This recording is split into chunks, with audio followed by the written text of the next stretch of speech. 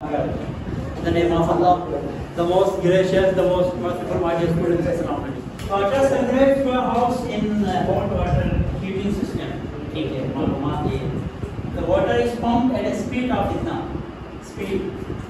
Data बनाओ कि ये यहाँ पे ही बनाता हूँ इसका डेटा. डेटा में स्पीड गिवन है एक स्पीड, यानी इसको गिवन नाम दे दें.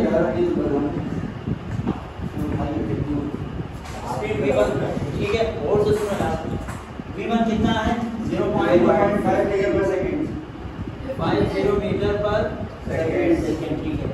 Through a 4 centimetre diameter D1 कितना है 4 सेंटीमीटर डायमीटर.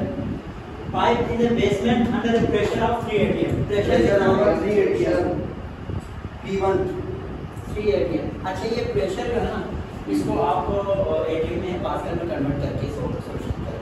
से नीचे लिखना सर नजर नहीं आ रहा है. हां से नीचे बताओ तो 3 एटीएम को जो है ना आपने पास्कल में कन्वर्ट करने के लिए सिंपल 3 को मल्टीप्लाई करो किसके साथ 1.01 10 की पावर 5 के साथ. तो आपके पास ये किसका आ जाएगा P1 किसका आ जाएगा P1 आपके पास एटीएम से पास्कल में आ जाएगा. करो जरा मल्टीप्लाई करेंगे तो 6 मल्टीप्लाई 1.01 3038230 क्या आया फर्स्ट पास का ठीक हो गया. Okay what will be the flow speed यानी कि फ्लो मालूम करना ठीक है. एंड प्रेशर और क्या मालूम करना है V2 प्रेशर नहीं करना ऑलरेडी इतना जल्दी है तुम्हारी सोच D2 मालूम करना है and pressure in 2.6 centimetre diameter.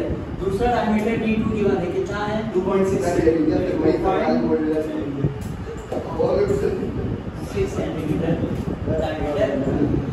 हम सेकंड फ्लोर यानी सेकंड फ्लोर का जो हाइट है सेकंड फ्लोर कितने हाइट पे है H2 कितना है 5 मीटर. अच्छा एक और बात ठीक है, इसका मतलब H1 भी है हमारे पास.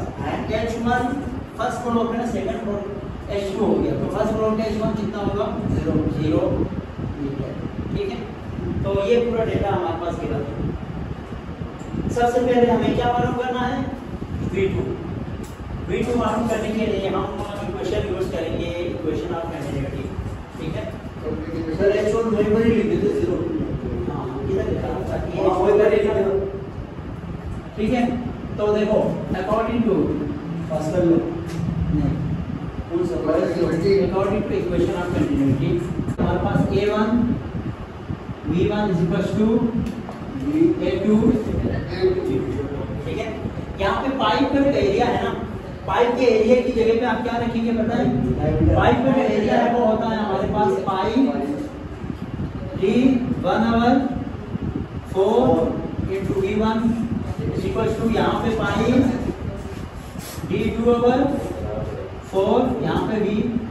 समझ में आया, यानी एरिया किसके बराबर है एरिया पाइप किसके बराबर है पाइप D/4 के बराबर है.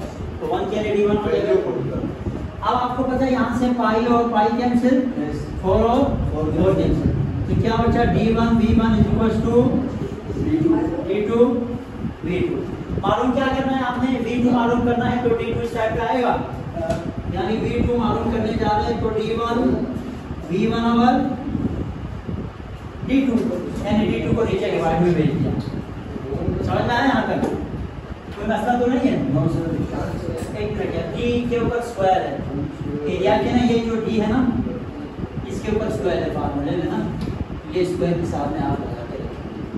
ठीक है, तो जब यहाँ पहुँचेंगे तो इसके ऊपर स्क्वायर आएगा.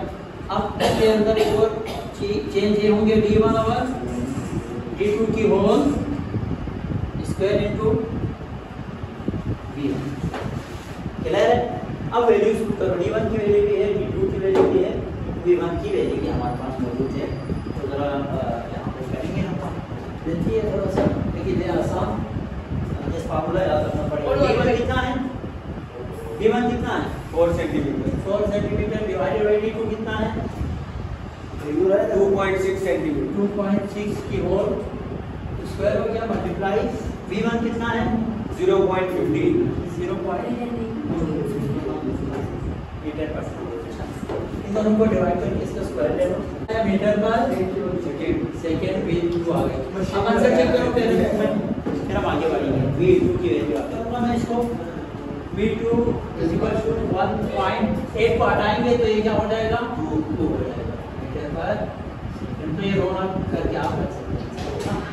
अब इसके बाद हमने क्या करना है इसके बाद हमने प्रेशर मालूम करना है। तो प्रेशर के लिए कौन सी इक्वेशन यूज करेंगे आप बर्नौलीज इक्वेशन ये है बर्नौलीज प्रिंसिपल जिसको हमने आपने डिराइव किया था हमारी पिछली क्लास में। अब इसके अंदर वैल्यूज पुट करेंगे तो हमारे पास क्या आ जाएगा P2 मालूम करना था ना P2 भी आ जाएगा P2 यहाँ से मालूम करेंगे। P1 की वैल्यू क्या है P1 की वैल्यू है 30300 प्लस 1/2 रो पानी का रो तो 1000 होता है और V1 कितना है 0.50 की स्क्वायर प्लस देखो आप लोगों की मालूमात के लिए H1 क्या है H1 0 है तो ये सब मल्टीप्लाई होके क्या हो जाएगा ये वाला क्वेश्चन 0 हो जाएगा तो वो लिखने की जरूरत नहीं मिटाने सही है। समझ में आया यहाँ पे क्या बोला मैंने H1 की वैल्यू क्या है 0 है तो 0 इनसे मल्टीप्लाई होके 0 ही हो जाएगा। इस वजह से मैं इसको दोबारा यहाँ पे लिखने की जरूरत नहीं है आप लोग लिखे पेपर में ठीक है। जी की वैल्यू आपने क्या लिखी है हां जी की वैल्यू रो बोलते हैं इसको डेंसिटी ऑफ वाटर इज 1000 ये समथिंग वो है 0.50 का स्क्वायर कहां से v1 की वैल्यू पुट करनी है तो ये तो पूरा 0 हो गया बिकॉज़ h1 इज हियर और 0। अब p2 की वैल्यू बताएं वो मालूम करना है इसकी वैल्यू लिखो नीचे 1/2 रो की वैल्यू फिर 1000 ठीक है v2 कितना है अभी 1.2 स्क्वायर हो गया प्लस अच्छा ये रो 12 से 1000 अच्छा मल्टीप्लाई 9.8 रखो और h2 की वैल्यू क्या है h2 है 5 ठीक है। अब एक काम करो इन तीनों को एक साथ करेंगे यार आसानी हो जाएगी प्लस 49720 पूरा करने के बाद ना इधर देखो ये पूरा प्लस नहीं करने के बाद पूरा अब इसको सैटरडे जाके माइनस करो 303125 माइनस 49720 क्या है इसको माइनस करने से 253405 ये किसमें आया हमारे पास पास्कल में आया क्या पास्कल में आंसर चेक करो पास्कल में एटीएम में इसको कन्वर्ट करने के लिए सिंपल आप क्या करेंगे इस अर्थर को ना एटीएम में लाने के लिए आपने सिंपल 253405 को डिवाइड करो 188 कितने पास्कल के बराबर थे 1.01 10 की पावर 5 से डिवाइड करो तो ये तुम्हारा एटीएम में कन्वर्ट हो जाएगा 2.5 एटीएम हमारे पास प्रेशर V2 है ठीक है।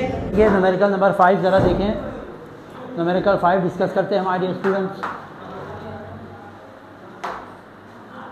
तो what is the volume rate of flow of A water आपने क्यों मालूम करना है डेटा देखें। आपको पता है वॉल्यूम फ्लो रेट को हमने क्यू से रिप्रेजेंट किया था जब हम थ्योरी कर रहे थे ठीक है। फ्रॉम इतने सेंटीमीटर डायमीटर गिवन है डायमीटर कितना गिवन है 1.85 सेंटीमीटर डायमीटर को मीटर में कन्वर्ट करो 1.85 डिवाइडेड बाई 100 करो। डायमीटर फासेट किस कहते हैं फासेट के लिए ट्यूनिटी को जो पाइप आप खोलते हैं ना पाइप की जो ट्यूनिटी है ना हाँ उसको ट्यूनिटी बोलते हैं हाँ तो उसको बोलते हैं इंग्लिश में फासेट क्या बोलते हैं faucet. If the pressure head is इतना यानी हाइट गिवन है यहाँ पे प्रेशर हेड से मराद हाँ फॉसेट प्रेशर नहीं है, ये आपके पास जो मीटर में गिवन है वो हाइट गिवन है 12 मीटर। Is it clear? ये वाला डेटा है, क्यों मालूम करना है। लेकिन हम ये भी जानते हैं, अब हम सॉल्यूशन की तरफ आएंगे। सॉल्यूशन में हम ये जानते हैं my dear students, rate flow rate volume flow rate बराबर होता है area product we.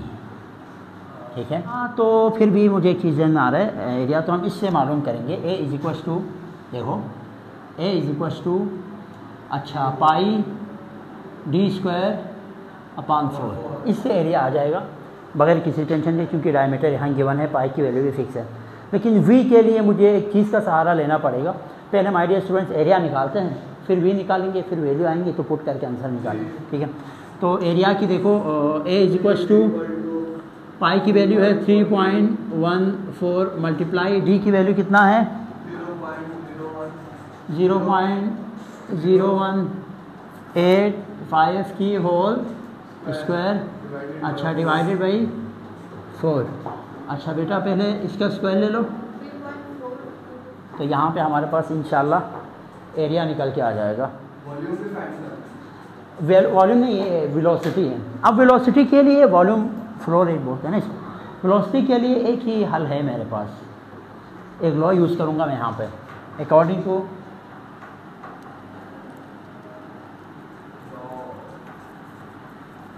To law of conservation of energy, kinetic energy और पोटेंशियल एनर्जी आपस में इंटरचेंज हो रहे होते हैं। यानी यूँ करो 1/2mv² is equal to mgh। यहाँ से m और m कैंसिल, 2 साइड पे जाएगा। v² किसके बराबर आएंगे, v² इज इक्वल टू 2 इस साइड पे आके 2gh हो जाएगा। ठीक है, दोनों साइड पे क्या करेंगे, टेकिंग स्क्वायर रूट